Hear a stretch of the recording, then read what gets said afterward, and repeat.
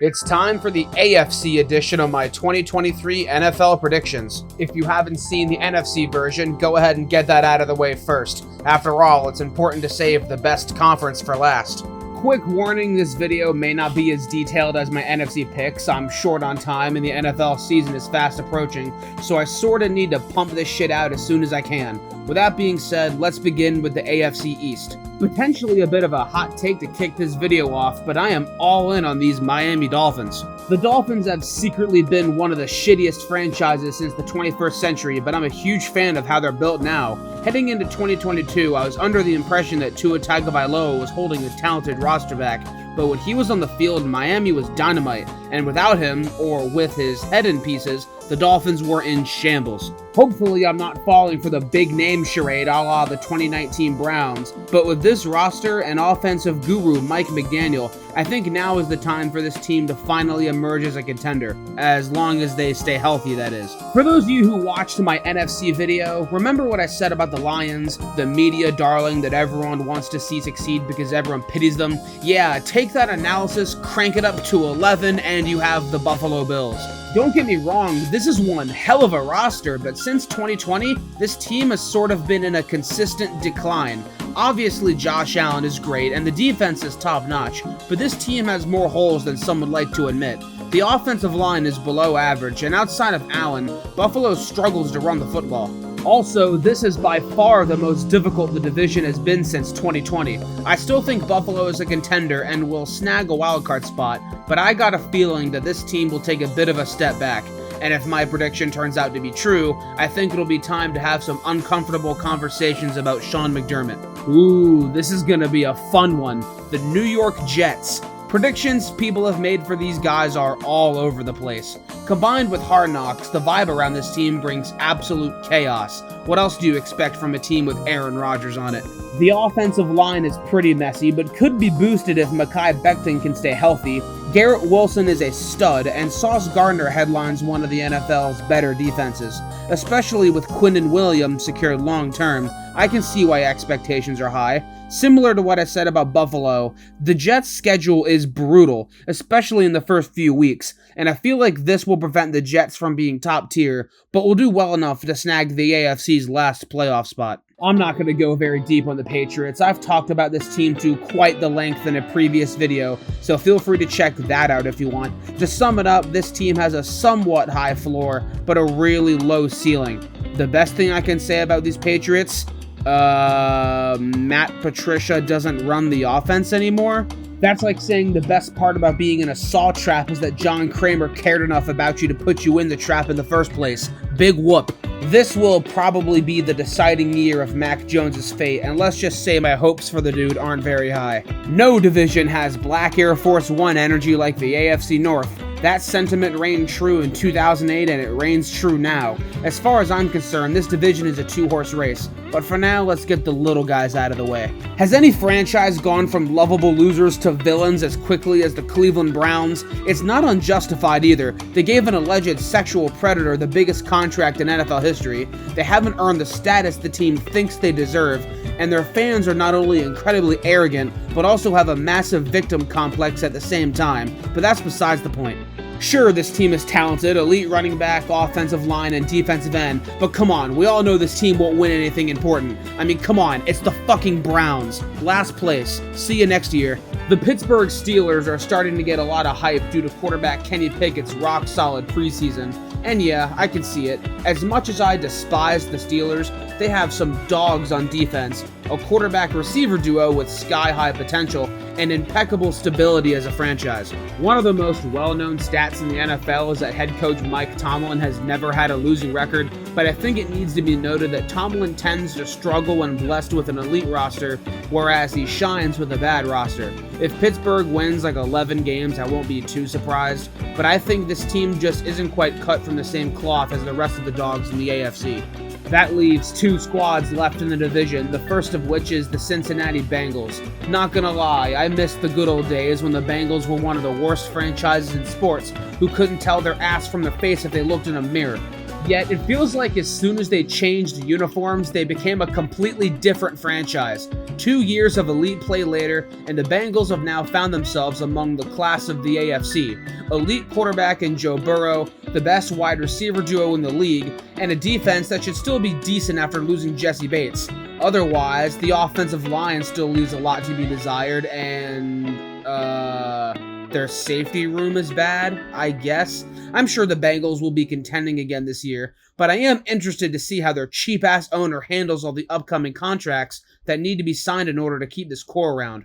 Regardless, for reasons I'll get into later, I have them finishing with the same record as the Ravens, but losing out via tiebreaker. Am I a biased fan for having the Baltimore Ravens finish in first? Yes? Maybe, but guess what? It's my picks and I'll do what I want with them. That being said, let's dissect these Ravens. There was no addition by subtraction move made in the offseason more substantial than ditching offensive coordinator Greg Roman. With new OC Todd Monken looking to spread out the offense more, a new wide receiver core that actually has stock put into it, an elite tight end, and of course, newly extended quarterback Lamar Jackson. Thank God that contract saga is over. It about drove me crazy. There is no limit to what this offense can accomplish. Then there's the defense. Despite superstars Roquan Smith at linebacker and Marlon Humphrey at corner, along with maybe the best safety duo in the NFL, there's still a substantial amount of holes here. Despite adding Jadeveon Clowney, the pass rush is very suspect. If Odafe Owe and or David Ojabo can take that leap, then all's well that ends well, but that's still an if. Then there's the cornerback room. It is messy outside of Marlon Humphrey. A couple of okay pieces, but it just screams inconsistency. But we all know the scarlet letter that's followed the Ravens the last couple years. Injuries. Again, if the team stays healthy, the Baltimore is an AFC contender. With Steve Saunders gone, I'm hoping that's the case, and I do firmly believe that a healthy Ravens squad wins the AFC North. Am I biased? Maybe. Do I care? Hell no. Moving on to this year's donkey division, the AFC South. There's only one team in the division worth a damn, and that's its reigning champions, the Jacksonville Jaguars. Imagine saying that 2 years ago. Anyways, Jacksonville has officially entered the dark horse contender status now that they have an elite quarterback for the first time ever and a great offensive mind to maximize his potential. Jacksonville started a measly 3-7 last year, but thanks to a red-hot Trevor, they caught fire down the stretch and stole the AFC South from the collapsing building known as the Titans. Honestly, this roster is nearly identical to that one, just with another year to develop. Running back Travis Etienne and wide receiver Christian Kirk are coming off 1,000-yard seasons, and now Trevor will have degenerate gambler Calvin Ridley to throw to. Defensively, not much is different, but I would keep an eye out for sophomore pass rusher Trayvon Walker. I don't think the Jags are going to set the world on fire, but they're easily the best team in the division, and a damn near lock to get a home playoff game. And in the NFL, that's all you really need. The Tennessee Titans, maybe the most uninteresting team in the NFL. Remember when these guys were 7-3 last year? Good times. If you ask me, when Josh Dobbs was strip-sacked by Rayshon Jenkins to end their season, that marked the end of an era. Ryan Tannehill is average at best. Their wide receiver core could be good if Treylon Burks develops, and if DeAndre Hopkins can rewind the clock a good 2 years, but that's a big-ass if. The defense is pretty good, but still nothing remarkable, and the Titans have among the worst offensive lines in the league. If Tennessee's window wasn't already obviously shut, this year will make it so. I think the Titans should have pivoted towards a rebuild this year, and if this season pans out the way I think it will, they'll surely do so next offseason. A team who was very willing to scrap everything down and start over was the Houston Texans, and honestly, that was for the best. I don't really have a whole lot to say about them. They're rebuilding and have no anticipation to be contenders this year. I will comment somewhat on CJ Stroud though. I have no idea if the Ohio State curse is real, but I don't think he's going to have a good rookie season. I mean, come on, it's not like he has a whole lot to work with. Houston is on the right track as far as I'm concerned, but this is just another rebuilding year for them. Let's check back on their progress in January. Finally, we have the Indianapolis Colts, the NFL's tire fire. This franchise died the minute Andrew Luck retired. They've spent year after year exchanging rental quarterbacks looking for one to actually stick, and with the exception of a couple head fakes here and there, it has not panned out. Even though Anthony Richardson is a physical marvel, I have no idea if he's actually good at football, and him going to one of the worst run franchises in the NFL isn't helping matters either, so my hopes aren't very high for him.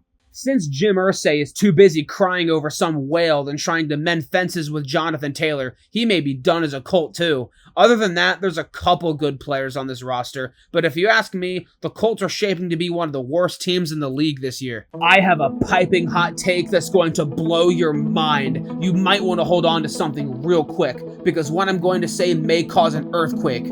I have the Kansas City Chiefs winning the AFC West. Okay, sarcasm aside, I actually refuse. I refuse to go into detail on the Chiefs. Partially because I have to get this video out ASAP, and partially because y'all should know about these guys already. They're on the cusp of being a dynasty for a reason. We'll see them in January when the games actually frickin' mean something to them. Next are the NFL's version of the Clippers, the Los Angeles Chargers. I feel like every Chargers season is just a repeating story since the 21st century started. Stacked roster on paper, the hot pick to go in a deep playoff run for the sake of being a contrarian, yet always find a way to fail their expectations.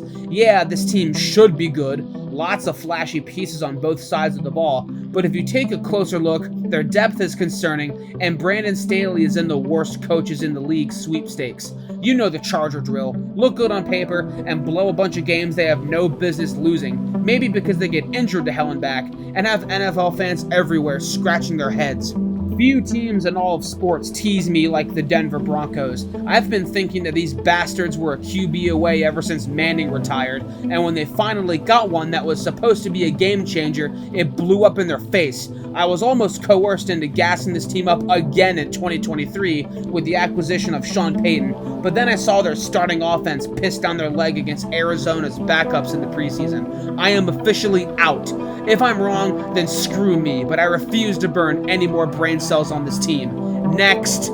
Finally, another contender for the worst run franchise in the NFL, the Las Vegas Raiders. I'll never understand why the Raiders tried to go all in when they were clearly far behind the Chiefs and Chargers, and now they're paying the price for that.